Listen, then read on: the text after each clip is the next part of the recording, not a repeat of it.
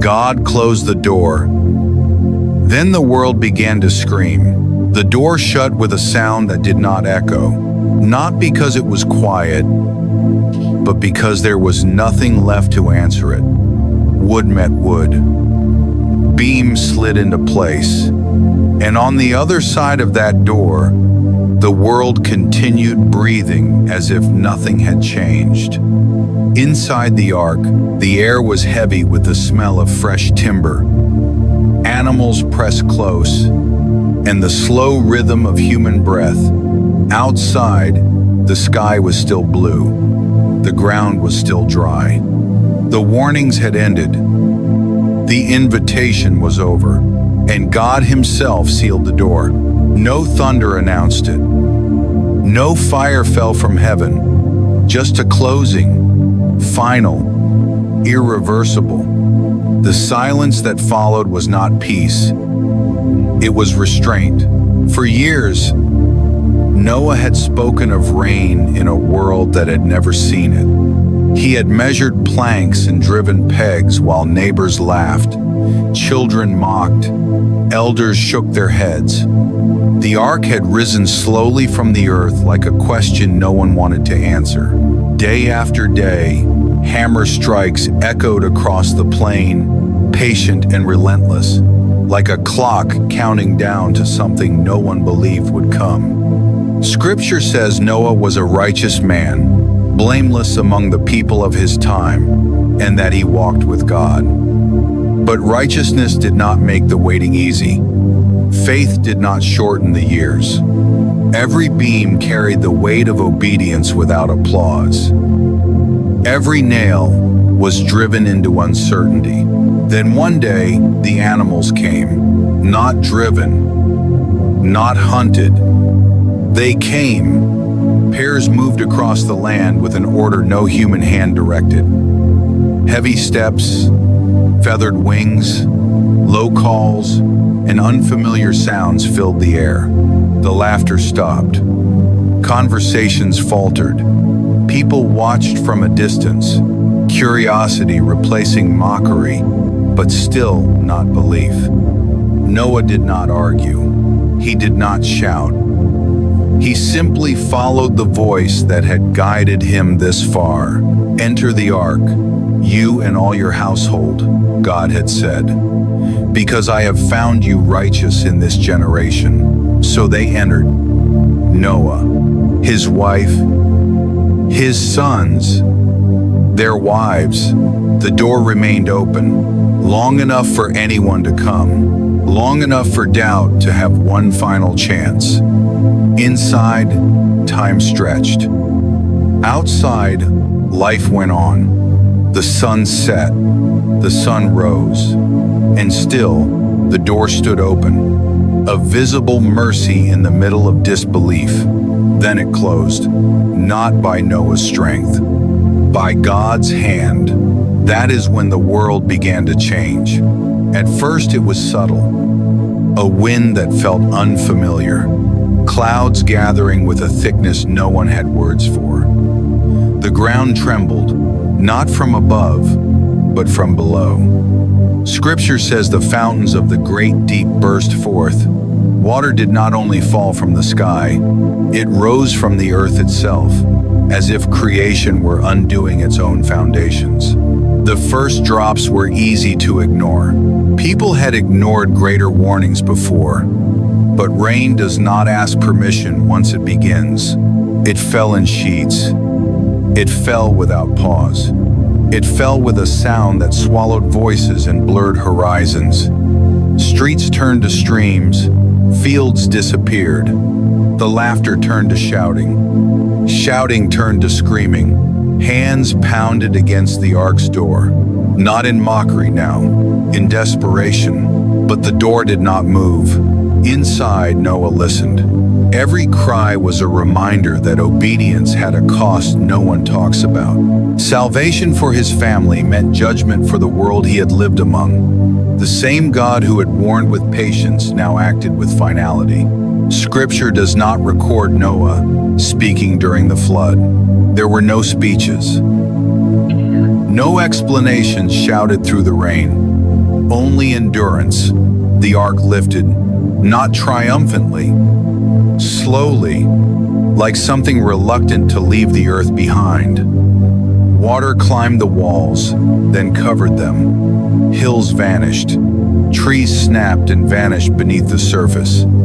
Even the highest mountains disappeared under the relentless rising. Everything that had breath outside the ark perished. Not because God was careless with life, but because the violence and corruption of the world had reached a fullness that could no longer sustain itself. Genesis says the earth was filled with violence, that every inclination of the human heart was only evil continually. This was not a sudden temper. It was a long-grieved decision. For 40 days and 40 nights, the rain fell. Then it stopped. But the waters remained. Days blurred into weeks, weeks into months. The ark drifted over a world without landmarks, without memory. Inside, life continued in confinement. Feeding, cleaning, waiting, wondering. Had God forgotten them? Scripture answers quietly. But God remembered Noah. Not because God had ever forgotten, but because remembrance in Scripture marks the moment God moves from judgment toward restoration. The wind came again, but this time it pushed the waters back, slowly, patiently. Just as the rain had been relentless, the retreat was deliberate. Peaks re-emerged. The ark settled on the mountains of Ararat, resting not in celebration, but in exhaustion. Still, the door remained closed. Noah waited again. Days passed. Then more days. He sent out a raven. It did not return. He sent out a dove. It came back, finding no place to rest. He waited 7 more days, sent it again. This time, it returned with an olive leaf in its beak. Life had begun again. But Noah did not rush the door. Faith that endures judgment also waits for release. Finally, God spoke. "Come out of the ark." The same voice that had called him in now called him out. When Noah stepped onto the earth, the ground beneath his feet was not the world he had known. It was quieter, scarred, cleansed in a way only loss can achieve. The first thing he did was not build a home. It was not plant crops. He built an altar. Scripture says he offered burnt offerings, and that the Lord smelled the pleasing aroma. Not because God delights in sacrifice itself, but because obedience had survived the storm. Then God made a promise. Never again would he destroy all life with a flood. Never again would waters become an instrument of total judgment. He set a sign in the sky, a bow placed among the clouds, not as a reminder for humanity, but as Scripture says, for himself. A reminder of restraint, a reminder that judgment would never again come without mercy woven into it. The screams had ended. The silence returned. But this time, it was different. Not the silence before judgment, the silence after survival. This story is not only about water and wood, it is about a door that remained open longer than anyone deserved. A door that closed not out of cruelty, but out of completion. And a world that mistook patience for permission. Scripture does not tell us that the people outside the ark were ignorant. It tells us they were warned. Jesus himself later said they were eating and drinking, marrying and giving in marriage, until the day Noah entered the ark. Life felt normal right up until it wasn't. That is the unsettling truth Scripture leaves us with.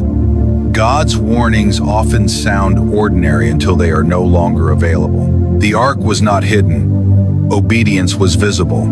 Time was given. And then, time ran out. Yet even here, this is not a story without hope. The same God who closed the door opened a future. From 8 people, the earth was repopulated. From judgment came preservation. From restraint came promise. The flood did not erase God's desire to dwell with humanity. It clarified it, and the bow in the clouds still appears, stretching across storms, quiet and unannounced, reminding the world that while God is patient, His purposes move forward.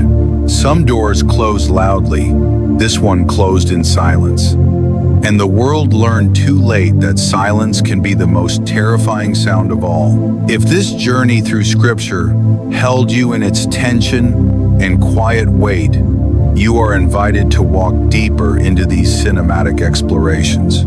Subscribe to Bible Story Vault for more reverent journeys through the moments where heaven and earth collide.